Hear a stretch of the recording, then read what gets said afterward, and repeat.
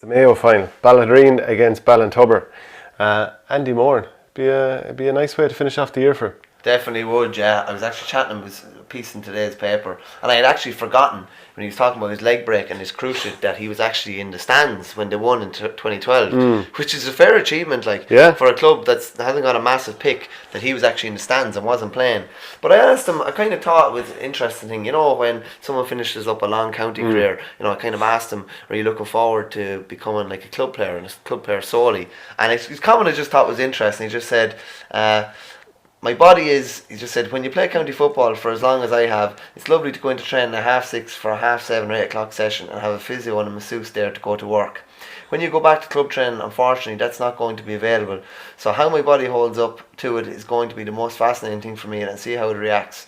36 as a club player, you're still old. I'll definitely give it another year next year, but I'll just see how the body reacts to it. So kind of something that I hadn't thought of, it was the resources available to you as a county manager, I suppose. The fact that no more than like Richie Hogan saying how much time he needs to loosen out. When you do get older, there's a lot of things needed to get you on the field and get you on the field 100%. There's even a chain reaction. One thing goes and then you try to get yourself back quickly, and something else goes and then something else goes. You're just waiting to fall apart at that stage. Yeah, and he has all that. He has those resources and that care available to him. And I'm not having a go at any clubs or anything. You just don't have those resources. You can't have a masseuse or a physio there every night. It's just not there, and you can't just land into a physio or land into whatever whenever you need it. So it's just an interesting one. And he's probably extracted so much out of his body to play county football. Sometimes you have that with lads, and genuinely, when they retire from inter-county, there's not that much left for club or otherwise. It's not that they don't love their club or anything, that's just there's nothing left, or your body's just going to break down. The sort of shorthand version of what this final is a rampant Ballaghaderreen attack against a very miserly Ballintubber defence. So just to give a bit of context going into this, Ballaghaderreen beat Castlebar Mitchells by 7 in the semi-final, but missed so many goals. And 11-4 as well. It was. They hammered them. But they had something like 7 clear-cut goal chances that they missed. Killian O'Connor is up against David Drake, who retired from Mayo age 29 this kind of week, so that's an obvious matchup. Alan Dillon didn't play the semi-final for Ballintubber. I think there's an injury. He'd be at centre forward knitting things together, assuming he's okay for this.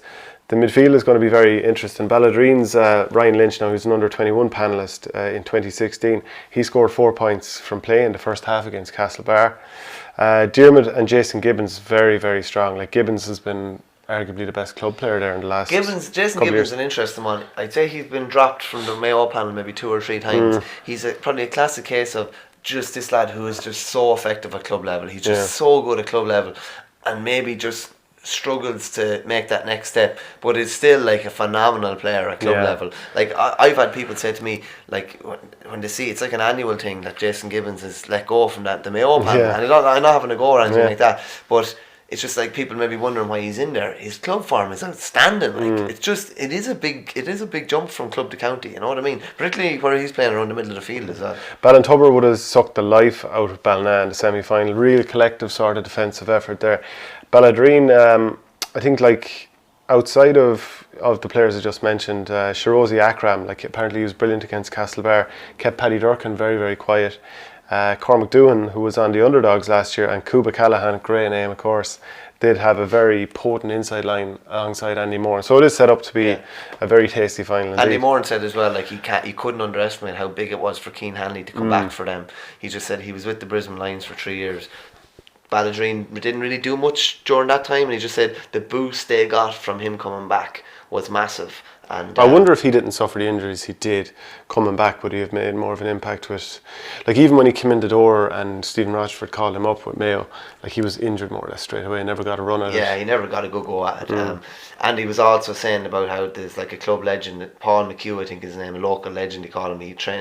He actually had them for under 21 the whole up. They won 3 under 21s, and he was saying as well that because it's a small club, they had Andy Moore and David Drake, Shirozi Akram and Keane Hanley in with the seniors, and the 2 guys in with the 20s. They actually got relegated from Division 1 of the league.